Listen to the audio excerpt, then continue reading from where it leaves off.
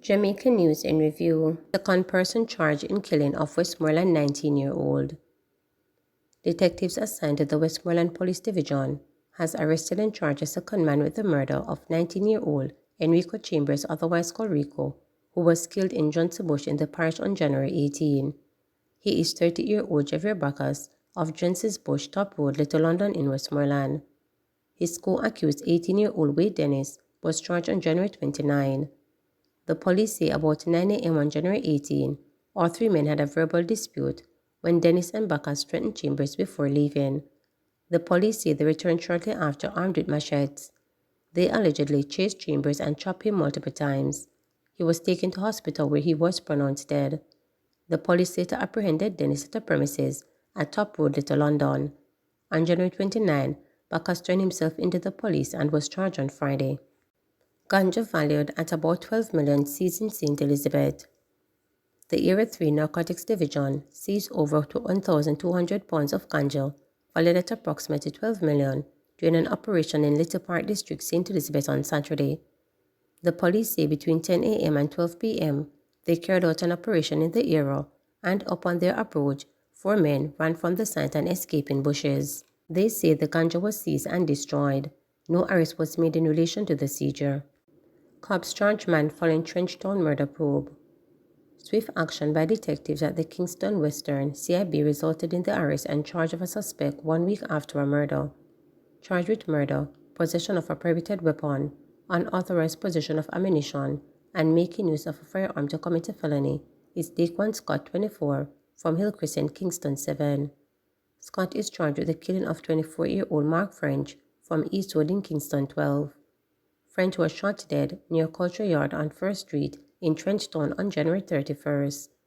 Reports were that around 10:45 p.m., French was standing at the location when he was approached by 3 men all armed with firearms. The men, police stated, fired shot at the now deceased, hitting him several times. Scott fell to the ground and the men then fled and escaped in the area.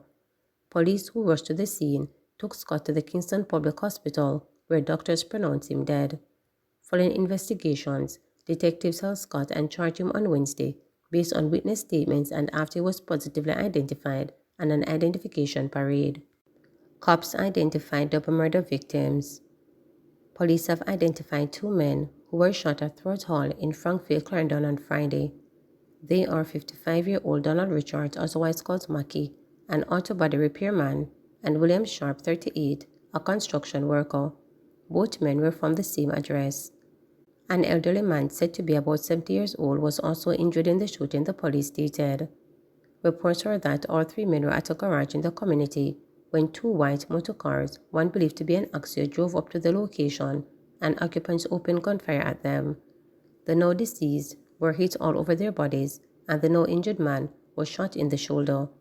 Richards, the police said, died on the spot, while Sharp and the elderly man were transported to hospital, where Sharp was pronounced dead. The injured man was stabilized and transferred to another hospital, the police stated. Kill, woman found unconscious in Portmore gun attack. A man was shot dead by gunmen on 7th Avenue in a community called Compound in Gregory Park, Portmore, St. Catherine on Sunday afternoon. A woman was also found unconscious beside the dead man. It is believed she fainted during the shooting. The deceased has been identified as 32-year-old Sheldon Chambers, otherwise called Cox, from Stevens Avenue. Information received is that about 4:45 p.m., residents heard explosions near the entrance to the Chambers premises. They later made checks and found Chambers lying motionless on the ground, suffering from what appeared to be gunshot wounds.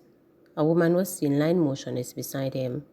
The police were summoned, and both victims were rushed to the Spanish Town Hospital, where doctors pronounced Chambers dead. The woman was examined, and no visible injuries were observed on her. She was subsequently released. No motive has been established for the killing, the police stated.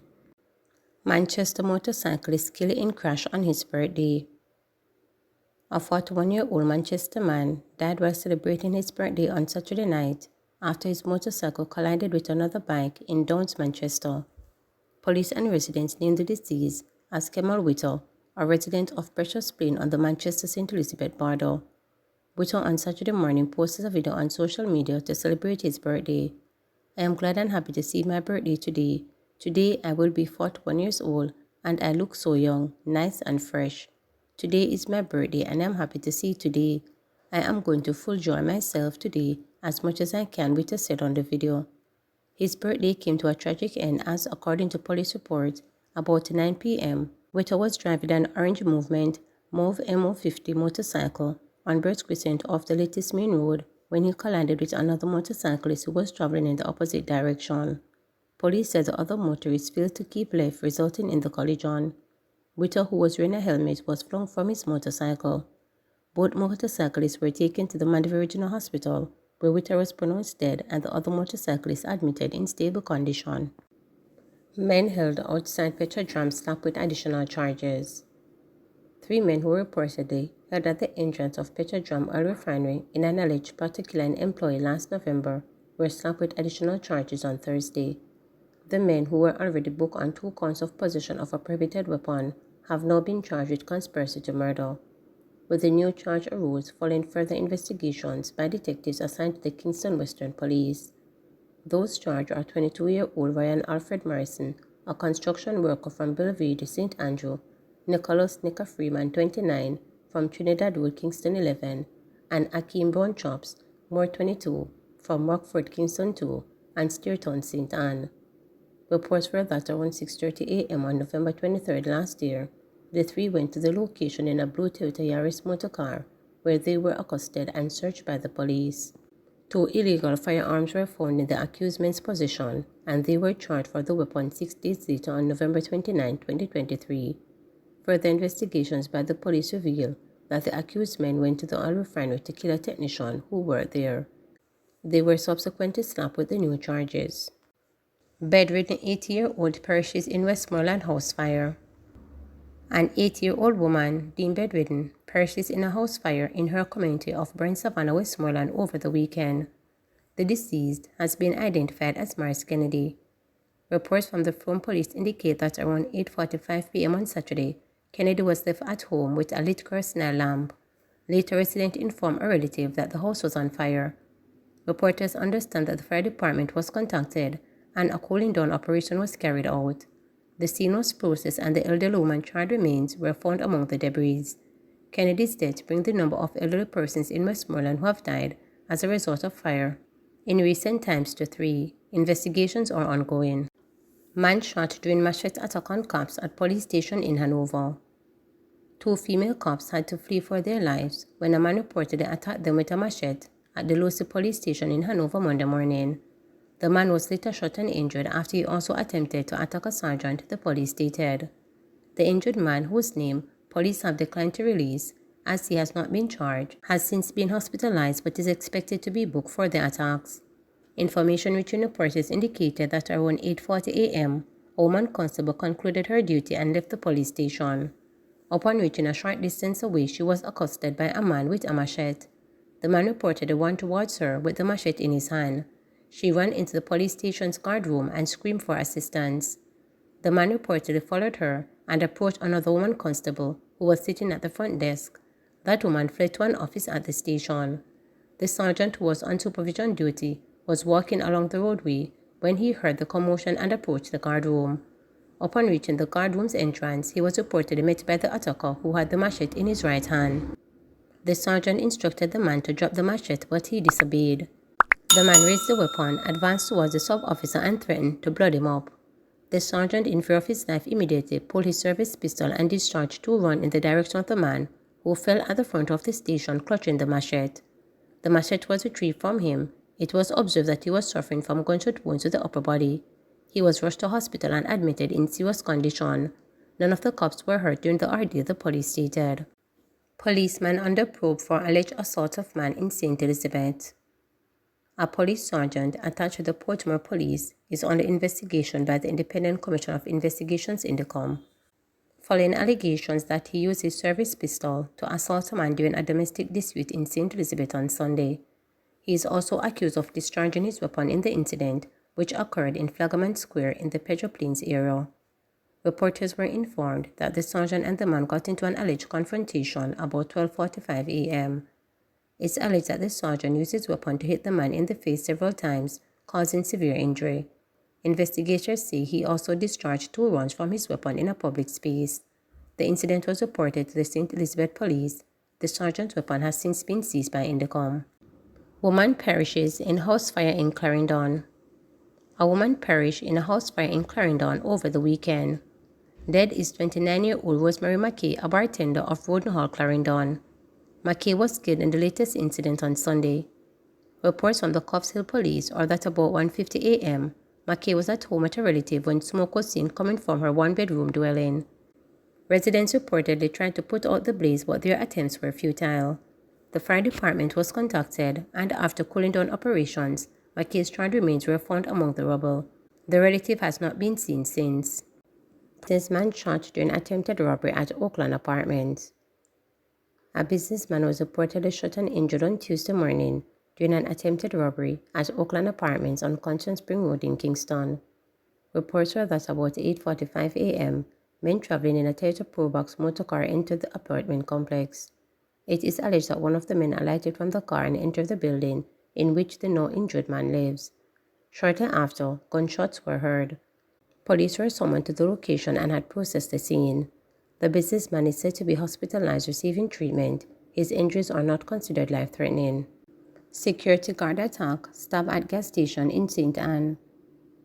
A security guard at a Total gas station in Oakland, St. Anne, was reportedly attacked and stabbed at the location in full view of his co-workers on Monday afternoon.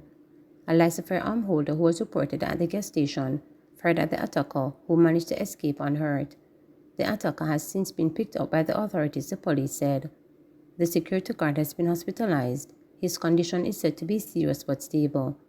Reports reaching reporters indicated that around 5:10 p.m., the guard was having a conversation with someone when a man rode up on a bicycle.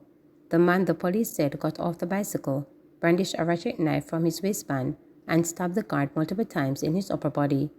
A businessman who saw the incident fired 2 shots at the attacker, who fled the scene. The injured man was subsequently rushed and admitted to hospital for stab wounds to his upper body. Following subsequent police investigations, the alleged attacker was picked up by lawmen along Graham Street in Ocho. He has not received any gunshot injuries. St. James Police seek man following shooting incident which left ex-girlfriend dead. Police are seeking a man in connection with the murder of a woman and the wounding of a man in St. James last evening. Dead is 20-year-old Dennis Samuels from Warwick Hill in Norwood, St. James. Police are seeking a man known only as Stephen from Rose Heights, St. James in connection with Samuel's murder. Stephen is being asked to present himself to the St. James Police by midday today for questioning. Reports from the Police Corporate Communications Unit are that shortly before 9 p.m., Samuels was overheard having a heated argument with her ex-boyfriend Stephen. He reportedly left the location and returned in a white Toyota Axiom motor car and opened gunfire at Samuels. The police were alerted, and on their arrival, Samuels was discovered with gunshot wounds to her head and upper body. She was taken to the Conroe Regional Hospital where she was pronounced dead. Detectives are appealing to anyone with information regarding this incident to come forward. Persons may call the police emergency at 119, Crime Stop at 311, the NIB tip line at 811 or the nearest police station. In the meantime, the Jamaica Constabulary Force is reminding persons to seek to resolve domestic disputes peacefully and amicably. It says no disagreement or conflict is ever worth the act of taking a loved one's life. The JCF knows that there are always healthier, more constructive ways to address and settle differences than resorting to violence. For those finding it challenging to navigate interpersonal conflicts, the JCF urged them to seek assistance from one of the domestic violence intervention centers island-wide. It adds that these centers offer support, guidance, and resources designed to help individuals and families achieve resolution in a safe and supportive environment. Man's body found in the middle of major roadway in St. Andrew. Police are probing the discovery of a dead man in the middle of the Guava Gap main road in Stonehill, St. Andrew Tuesday afternoon. The man, who up to publication time was still unidentified, was seen lying in the roadway by a passing motorist who summoned the authorities, police stated. Reports reaching reporters indicated that around 1:30 p.m., passing motorists saw the now deceased unresponsive along the roadway and summoned the police.